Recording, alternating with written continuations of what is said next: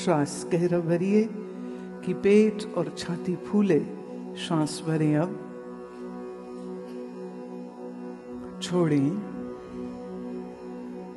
फिर से गहरा श्वास भरिए, लंबा और धीरे धीरे श्वास को छोड़िए।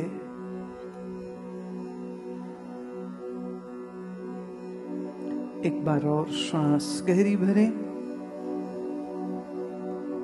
और धीरे धीरे छोड़ दें।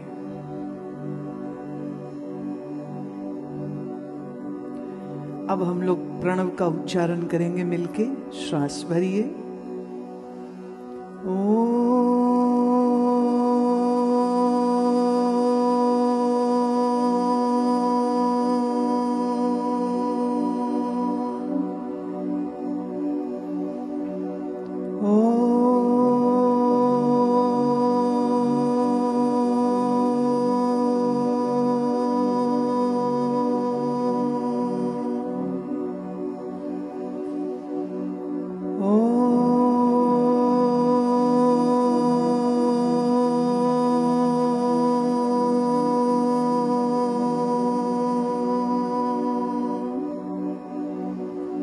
गुरुर्ब्रह्मा गुरुर्विष्णु गुरुर्देवो महेश्वर गुरुर्साक्षात् परब्रह्म तस्मै श्री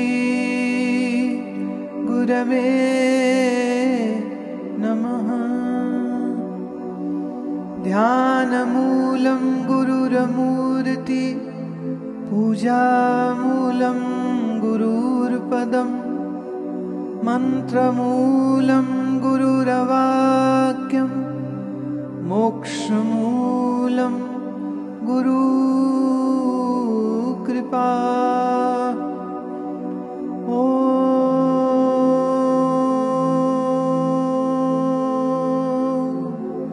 शांति शांति शांति।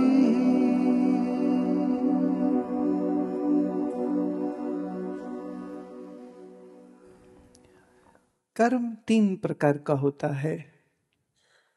कर्म के विज्ञान को आप अच्छे से समझें। एक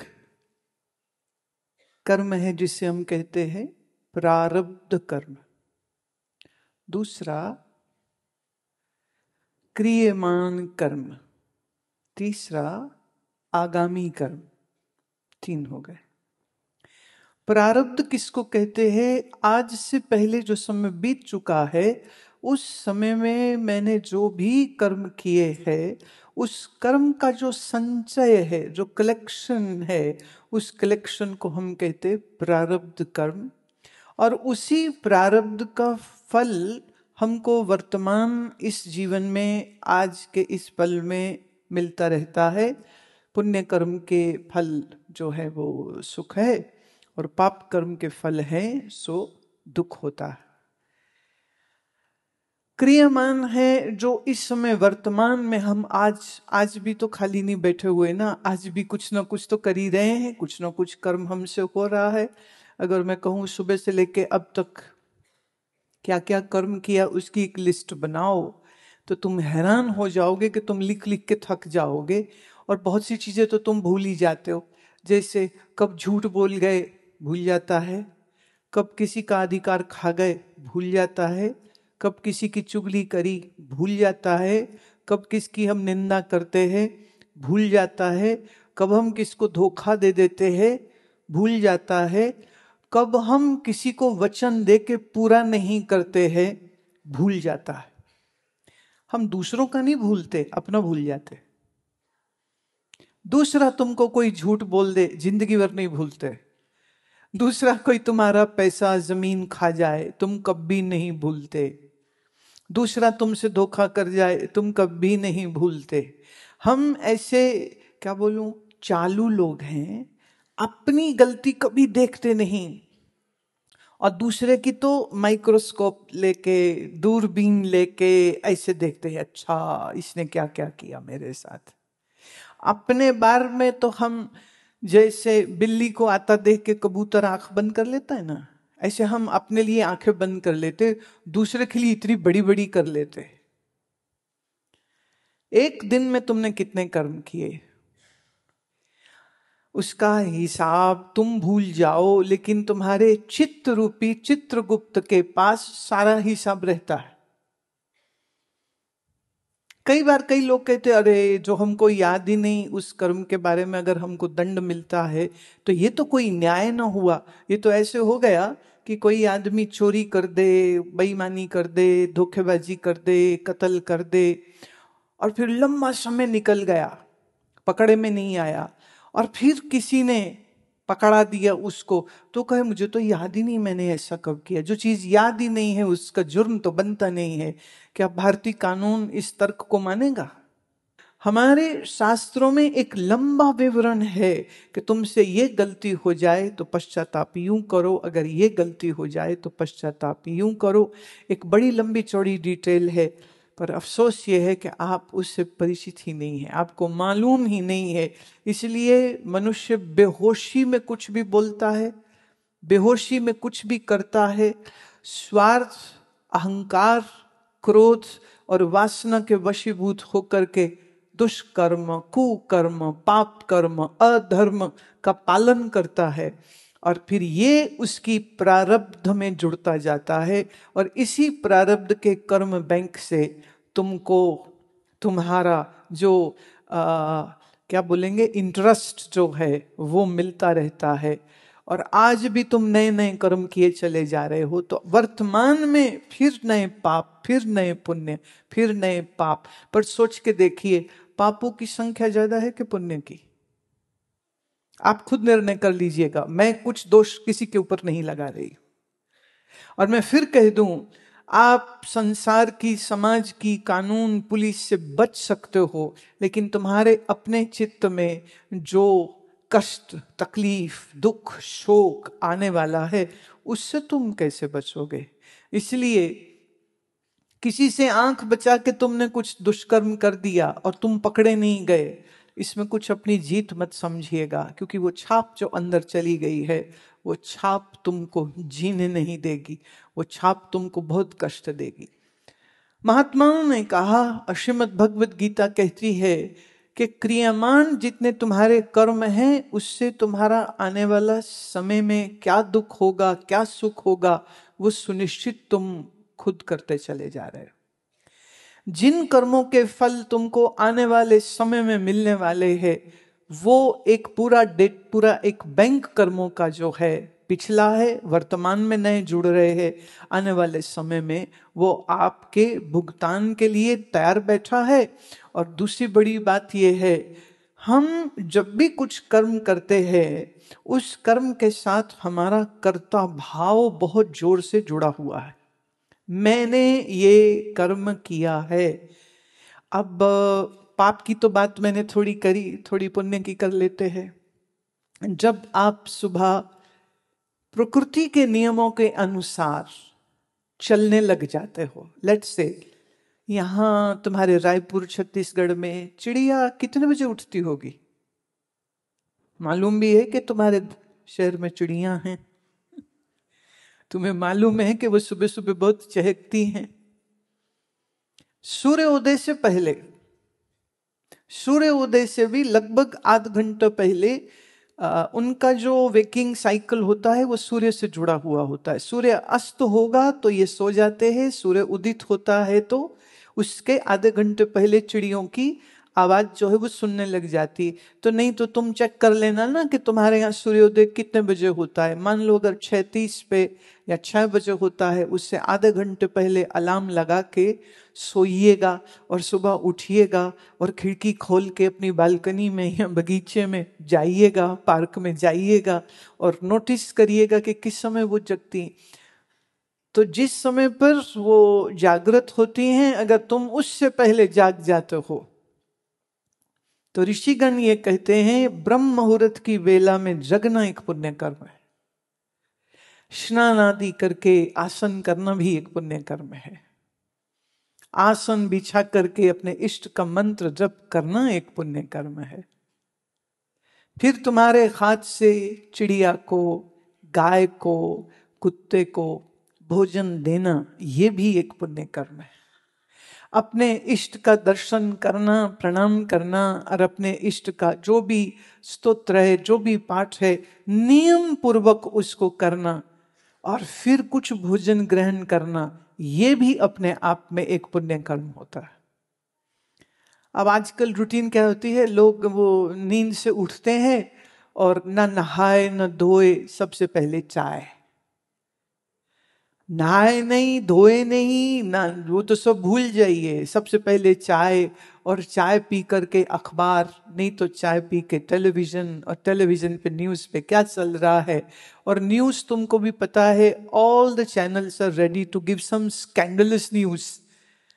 क्राइम कहाँ हुआ, डाका कहाँ पड़ा, चोरी कहाँ हुई, पुल कहाँ टूटा, बलात्कार कहाँ हुआ, उनको बड़ा मजा आता है ये सुनाने में, और तुमको मजा आता है सुनने में।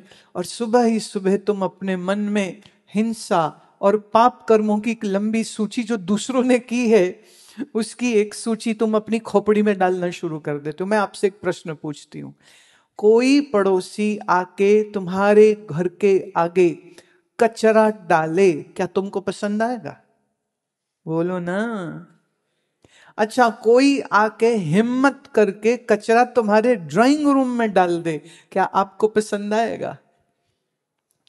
तो दुनिया भर का कचरा आप कानों और आंखों से जब अपने मन में डालते हो तो तुमको अच्छा कैसे लग जाता है? एक मित्र सुबह सुबह पार्क में सैर करने के बाद अखबार पढ़ रहे, चाय की चुस्कियां, अमृत तुल्य चाय की चुस्कियां पीते हुए वो मजा ले रहे हैं। तो उनके एक मित्र आए, वो कहते, सिन्हा जी क्या खबर है? कहते कुछ नहीं, सब बासी खबरें, कोई तड़कती फड़कती खबर नहीं। तड़कती फड़कती खबर क्या होती? वहां पुल टूट गया, वहां लोग मर गए, वहां एक्सीडेंट हो गया, वहां पॉलिटिकल पार्टी ने ये कर दिया, अपोजिशन ने ये कर दिया, फलां आदमी घूस खाता पकड़ा गया, फलां आदमी रिश्वतखोरी करता हुआ पकड़ा गया। हाँ, तो ये तो कुछ खबर हुई। और ऐसी अगर कोई खबर ना हो तो कहते बासी है, कुछ खास नहीं, रहने दो, कुछ पढ़ने लायक नहीं है आज। हम लोग कैसे मनोबुद्धि के लोग हो गए कि गली सड़ी हिंसा अपराध की खबरों को पढ़ने में हमको मजा आता है। एक समय पर मेरा ख्याल है 2002 की बात है, जब सोनी चैनल पर मेरा सत्संग कार्यक्रम अमृत वर्षा आना शुरू हुआ था। तो उस समय पर उस चैनल के जो डायरेक्टर थे, एक बार उनके घर में सिंगापुर में हम लोग बैठे हैं, तो मुझे कहने लगे कि आपका जो प्रोग्राम आ रहा है वो प्रोग्राम सुबह 7 बजे आता था, फिर 6:30, फिर 6, ऐसे सुबह का ही समय होता था। तो कहते थे जो सुबह का हमारे समय पे 6 o'clock 6:30 पे जब आपका सत्संग आता है, तो मुझे कहते हैं बहुत दुनिया उसको देखती है। और हमारा एक क्राइम से जुड़ा हुआ एक प्रोग्राम आता है जो कि रात को 9 बजे आता है, तो लगभग लगभग कहते जी उसके बराबर उसको देखने वाले दर्शक हैं। मैंने कहा ये तुलना आप क्या कर रहे हैं, ये समझ नहीं लगी। कहते नहीं, मैं ये कह रहा हूं कि इतनी सुबह प्रोग्राम आ रहा है लेकिन देखने वाले उतनी सुबह उठ के देख रहे हैं, बड़ी बात ये है। और क्राइम का प्रोग्राम तो अब रात को लोग डिनर खाते हुए टीवी देख रहे हैं, तो अब जो आ रहा है, और उनका बहुत पॉपुलर था वो शो। मैंने कहा आप कत्ल करने के तरीके सुझा रहे हो, लूटपाट करने के तरीके सुझा रहे हो, ये कैसे प्रोग्राम है? और वो कहते हम क्या करें, हमारे प्रोग्रामिंग हेड बताते हैं कि लोगों को ये पसंद आते, एक हॉरर पसंद आता है तो हमारे हॉरर शो चलते हैं, क्राइम के शो चलते हैं, या सास बहू का ड्रामा चलता है। मैं ये भी बड़ी सही बात है, कौन दर्शक क्या चीज पसंद करते हैं, इससे उस समाज की मानसिकता पर एक दृष्टि चली जाती कि हमको कैसी चीजें पसंद आ रही। सुबह की शुरुआत तुम्हारी अखबार से हो रही है, या सुबह की शुरुआत तुम्हारी भगवत भजन गाते हुए हो रही है? सुबह की शुरुआत झूठे मुंह बिना नहाए धोए चाय पीने से हो रही है, या तुम्हारी सुबह ईश्वर नाम जप से हो रही है, गीता पाठ से हो रही है, आपकी शुरुआत सुखमनी साहब का पाठ करने से, जपजी साहब का पाठ करने से, गुरबाणी का कीर्तन सुनने से हो रही। आपकी दिन की शुरुआत कैसे हो रही? और जब आप भगवान नाम श्रवण करते हो, संकीर्तन सुनते हो, संकीर्तन करते हो, तो ये भी एक पुण्य कर्म होता है। ब्राह्मण, विद्वान, महात्मा, सन्यासी, आचार्य का सम्मान करना, उनकी सेवा करना, ये भी पुण्य कर्म होता है।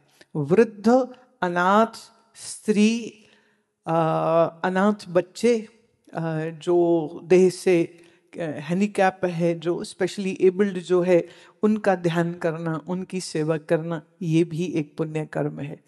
अगर ये सब काम करने के लिए आपके पास मान लो धन नहीं है, ये सब करने के लिए पैसा तो चाहिए, मान लो धन नहीं है, तो अपने हृदय में सबकी शुभ कामना करना, ये भी पुण्य कर्म है। सबके लिए भला सोचना, ये भी पुण्य कर्म है। और सबको मुस्कुरा करके मिलना और मुस्कुराहटे देना, ये भी एक पुण्य कर्म है। अब मैं आपसे पूछती हूं, क्या पुण्य कर्म करना इतना मुश्किल है कि तुम करते नहीं हो? थोड़ा विचार करिएगा, आपकी दिनचर्या का ये हिस्सा है या नहीं है। नहीं है तो इसको अपने जीवन का हिस्सा अवश्य में वो बनाइए। प्रारब्ध कर्म के फल जब मुझको इस जीवन में मिलते हैं, वर्तमान में मिलते हैं, इसी को कई लोग भूल से भाग्य कहने लग जाते हैं। भाग्य और कुछ नहीं, तुम्हारा बीता हुआ कल है, तुम्हारे किए हुए कर्म हैं जो आपको फल देते हैं इस समय पर। तो दुख है, शोक है, रोग है, अपमान है, तकलीफ है, ये मेरे पाप कर्म का फल होता है। जीवन में सुख है, समृद्धि है, प्यार करने वाले पति पत्नी हैं, अच्छे बच्चे हैं, सेवा करने वाले बालक बालिका हैं, आपके नौकर आपके वफादार हैं, आपके मित्र बहुत अच्छे हैं, आपके सहयोगी बहुत अच्छे हैं, ये तुम्हारे ही पुण्य कर्म का फल है।